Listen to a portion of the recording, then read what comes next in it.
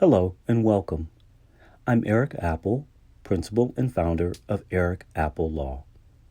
In today's Blogpod, we'll be talking about proper planning for blended families. Making memories together can be the best part of being a family. It is the time spent together creating experiences that makes it so special. When it comes to blended families, they are the new normal, as unique as any traditional family, as fun and wonderful, but challenging in their own way, as initially it may take time for relationships to develop. Just like making memories that include everyone in a blended family, estate planning for blended families can also present a unique set of challenges. When estate planning for blended families, there are many considerations. Questions arise regarding mutual children and previous children, the desires of parents to provide for their respective children, and if both spouses have children from previous relationships, how can you resolve potential conflicts that may arise in determining how to provide for previous children and mutual children? Consider for a moment if all an estate's assets are left to a new spouse and mutual children, the children from a previous marriage or relationship may not be provided for in the manner the deceased spouse would have wanted. After all, there is no legal obligation to support stepchildren. Or, what if the surviving spouse, upon his or her death, leaves all of the assets to his or her children, thereby excluding the children of the spouse who passed away first? Similarly, if assets are left only to prior children at the death of their parent, there may not be enough assets remaining in the estate to provide for the current spouse or family. In blended families, there are not only multiple people to take into account, but multiple factors to consider.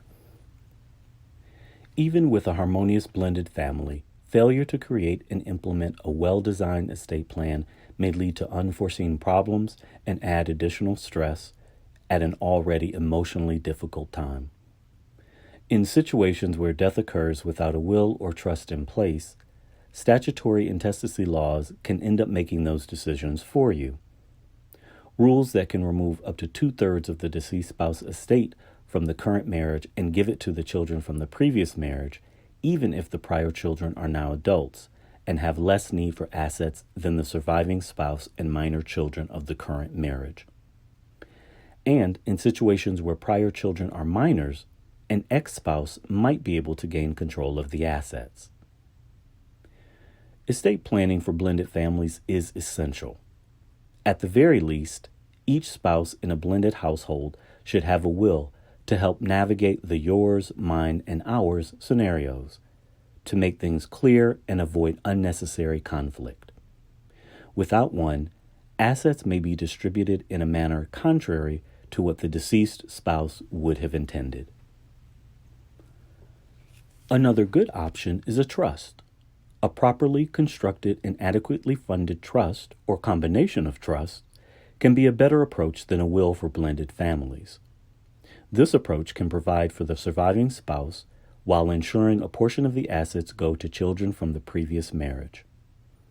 Trusts can provide a variety of additional benefits, including the reduction of tax liabilities and probate costs, provide proper management of assets, and ensure the transfer of intergenerational wealth to further legacies.